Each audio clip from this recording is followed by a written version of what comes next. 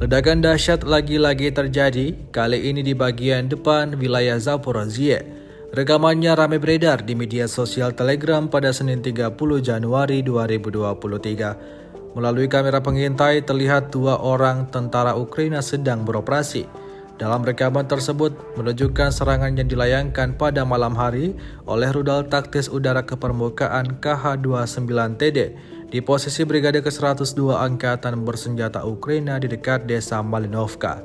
Pukulan akurat dari hulu ledak proyektil seberat 317 kg mengangkat benteng di atas tanah dan memicu ledakan sekunder amunisi musuh.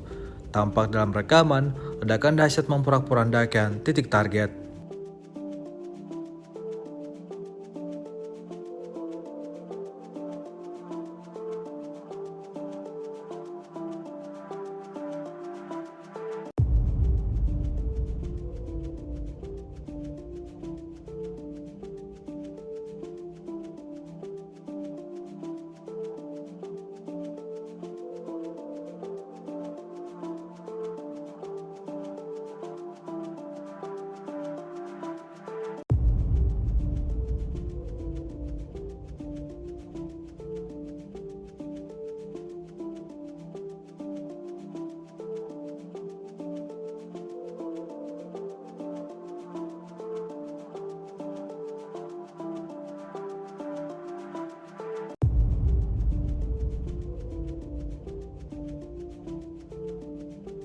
Rusia melaporkan secara total 381 pesawat Ukraina, 204 helikopter, 2.980 kendaraan udara tak berawak, 402 sistem rudal anti pesawat dieliminir sejak awal operasi khusus.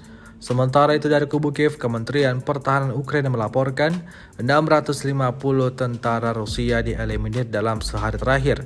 Total 126.160 prajurit Rusia meninggal sejak awal konflik hingga hari ke-341.